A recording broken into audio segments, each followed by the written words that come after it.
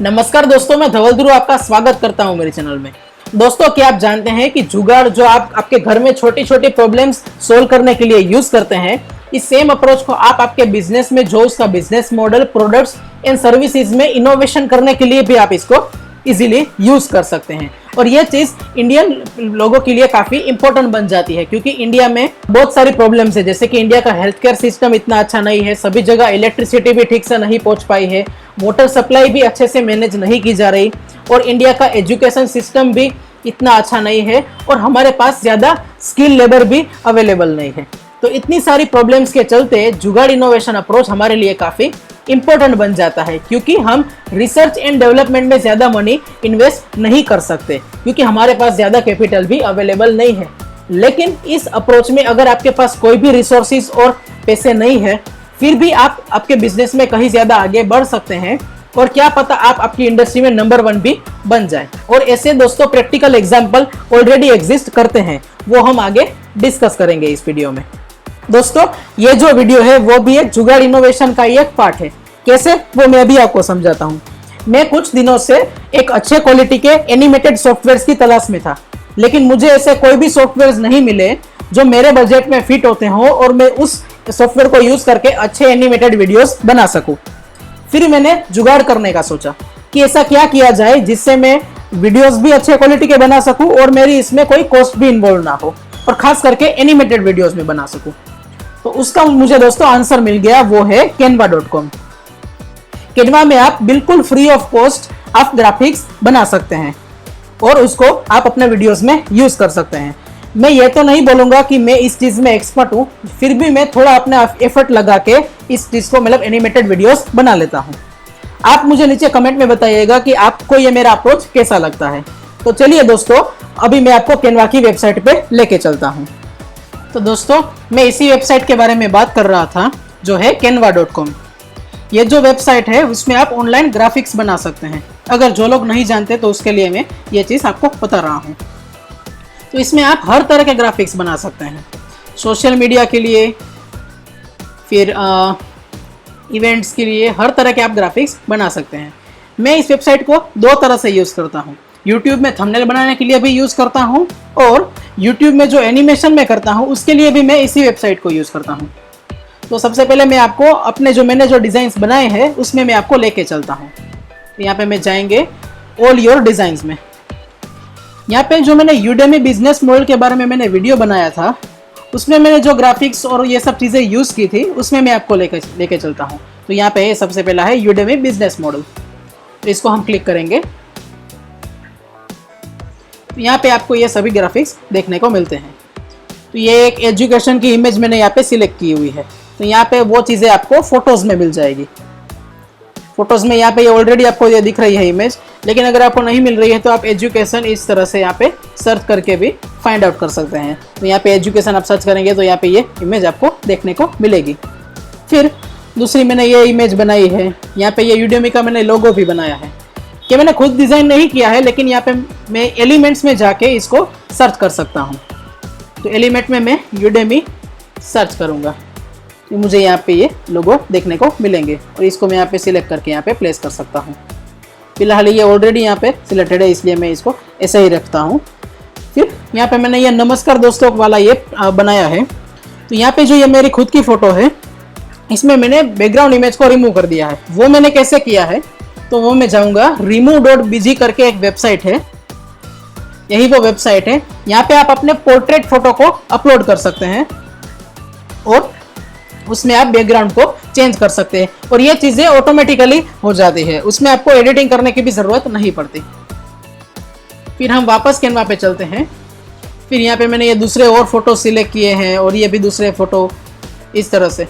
अगर इसमें आपको अगर फोटोज़ में एडिट करना है तो इसमें आप फिल्टर लगा सकते हैं इस तरह से, एपिक, फेस्टिव, समर।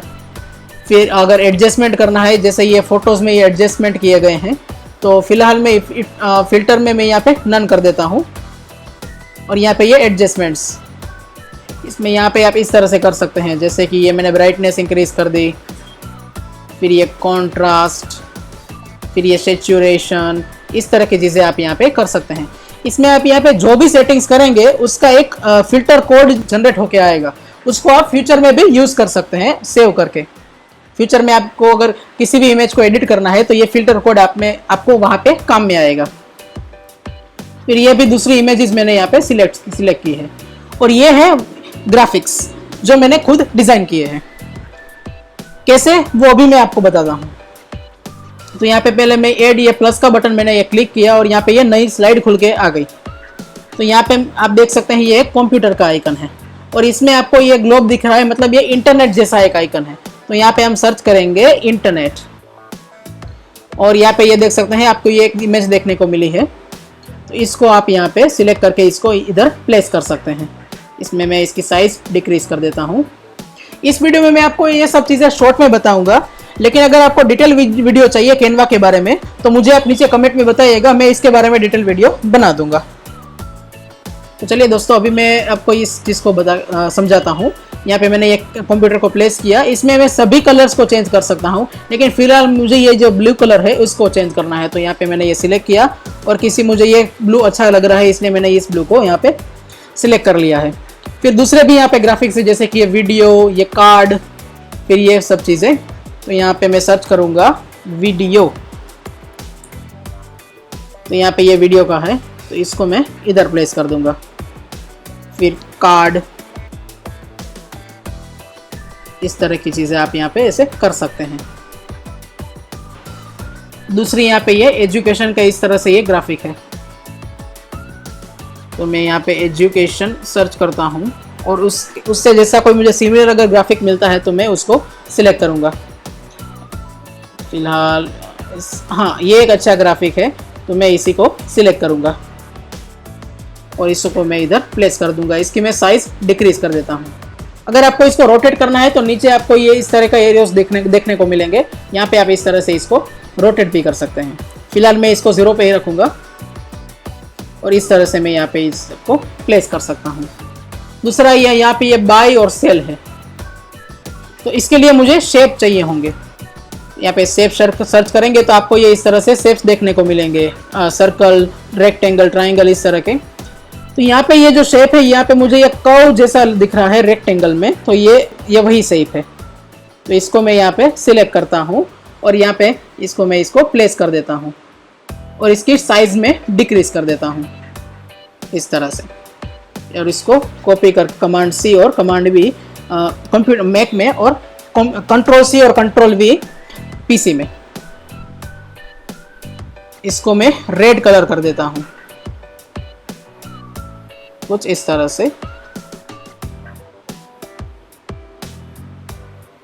और यहाँ पे मैं बाय और सेल इस तरह के मुझे टेक्स्ट इसमें लिखने हैं। तो यहाँ पे ये टेक्स्ट में जाएंगे आप, यहाँ पे आप टेक्स्ट को सिलेक्ट कर सकते हैं इस तरह से और यहाँ पे मैं लिखूंगा बाय और इसकी मैं साइज इंक्रीज कर दूंगा इस बॉक्स के हिसाब से। और मैं दूसरे बॉक्स में यहाँ पे मैं सेल लिख दूंगा। ये सेल थोड़ा बड़ा है तो यहाँ पे मैं इसको भी डिक्रीज करूँगा एक साइज तक और इसको भी मैं डिक्रीज कर दूंगा ताकि इस बॉक्स में मैं इसको अच्छे से फिट कर सकूँ। इस तरह से आप कर सकते हैं। यहाँ पे आप इसमें एनिमेशन भी कर सकते हैं, जैसे यहाँ पे आप देख सकते हैं ये पेन एनिमेशन है, इस तरह का एक एनिमेशन है। तो इसमें आपको क्या करना होगा कि स्लाइड को सिलेक्ट करना होगा और ऊपर आपको ये पेन दिख रहा है। तो इसमें आप पेन में आप अलग अलग एनिमेशन के ऑप्शन को सिलेक्ट कर सकते हैं, जैसे कि ये ब्लॉक है, फिर ये फेड, फिर ये पेन, और फिर राइज, इस तरह के आपको एनिमेशन के ऑप्शंस मिलते हैं। और इसमें और भी मैं कुछ कस्टमाइज्ड एनिमेशन करता हूँ, वो चीज़ मैं कीनोट नाम के सॉफ्टवेयर में करता हूँ। अगर आपके पास एप्पल कंप्यूटर नहीं है तो आप विंडोज कंप्यूटर में पावर पॉइंट को भी यूज कर सकते हैं। इवन आपको पावर पॉइंट में ज़्यादा ऑप्शंस मिलेंगे। तो ये सब आप जो ग्राफिक्स देख रहे हैं वो मैंने कैनवा में ही डिज़ाइन किए हैं और कैनवा में से ही मैंने लिए हैं। और इसको मैं और यहाँ पे कस्टमाइज एनिमेशन मेरे हिसाब से जो मुझे चाहिए वो मैं यहाँ पे करता हूँ। तो सबसे पहले मैं आपको फाइनल रिजल्ट दिखाता हूँ प्ले ऑन दिस मैक। और यहाँ पे आप देख सकते हैं whatisudemy.com, इस तरह का एनिमेशन मैं करता हूँ।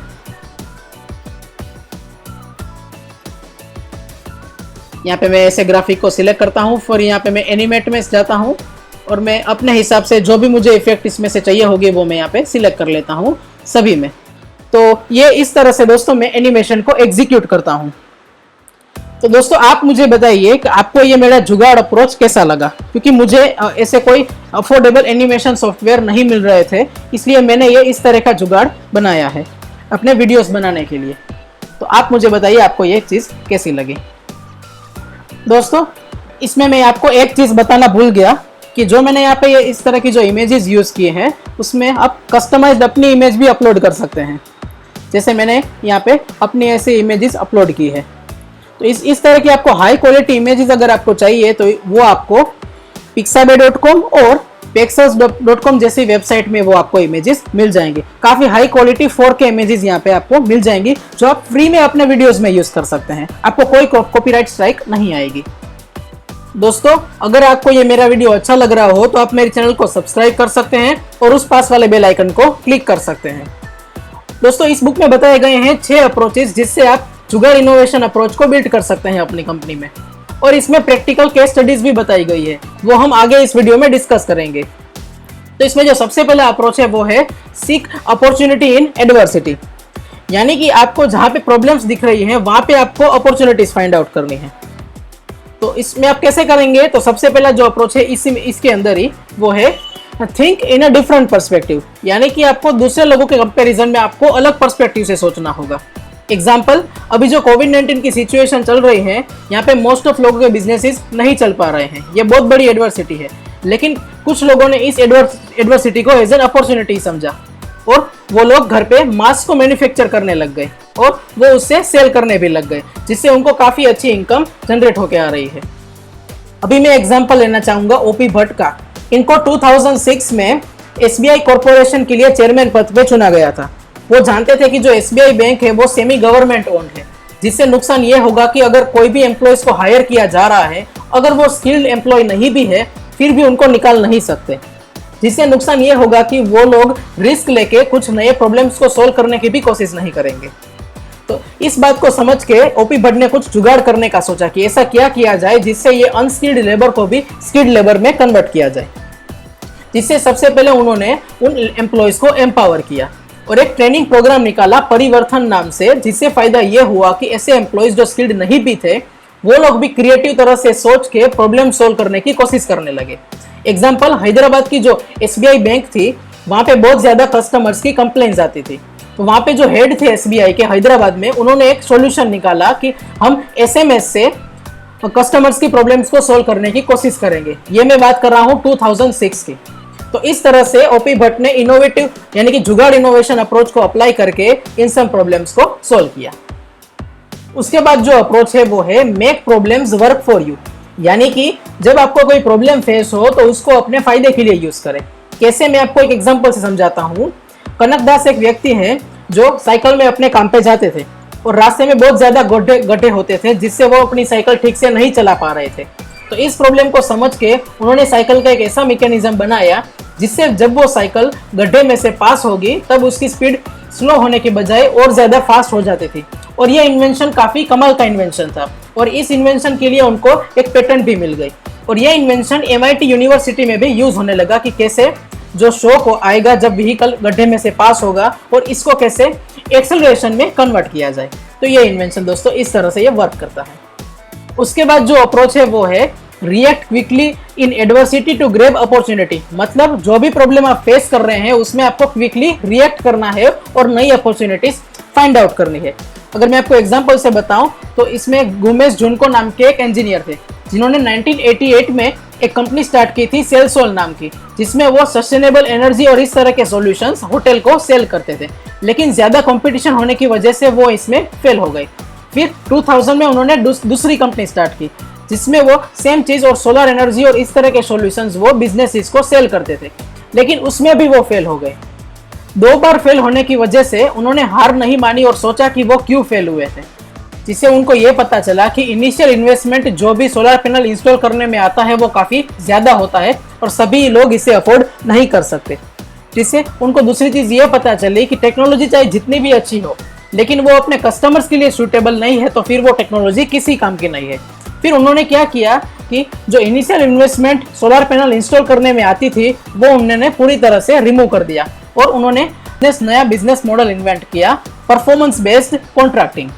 और इसमें वो अपने क्लाइंट के लिए 50% तक की एनर्जी सेविंग्स कर देते थे और उन्होंने इसके लिए वर्ल्ड बैंक के साथ पार्टनरशिप की ताकि वर्ल्ड बैंक इनिशियल जो इन्वेस्टमेंट आती है कॉस्ट सोलर पैनल इंस्टॉल करने में वो वर्ल्ड बैंक पे करेगी। इस प्रोजेक्ट में क्लाइंट को जितनी भी सेविंग्स हुई थी उस सेविंग्स को यूज करके क्लाइंट जो भी इनिशियल इंस्टॉलेशन हुआ था सोलर पैनल का उस अमाउंट को क्लाइंट 10 साल के पीरियड में पे कर देंगे। तो दोस्तों इस बिजनेस मॉडल से फायदा ये हुआ, ऑप्टिमा एनर्जी के जो 120 क्लाइंट्स थे उनके लिए ऑप्टिमा एनर्जी ने 500 से 700 करोड़ रुपए तक की सेविंग्स कर दी थी। इससे हमें यह समझ में आता है कि हमें कंटिन्यूअस नई चीज़ों के लिए अपडेटेड रहना पड़ता है और चेंज लाना पड़ता है, चाहे वो बिजनेस मॉडल हो या प्रोडक्ट्स हो या फिर सर्विसेज हो। तो दोस्तों आज के लिए बस हम इतना ही रखेंगे। अगर आपको ये वीडियो अच्छा लगा हो तो आप इस वीडियो को अपने फ्रेंड्स के साथ शेयर कीजिए, लाइक कीजिए और अगर आपको ये बुक चाहिए तो आपको नीचे डिस्क्रिप्शन में लिंक मिल जाएगी, वहां से आप इस बुक को परचेज कर सकते हैं। Thank you so much for watching this video.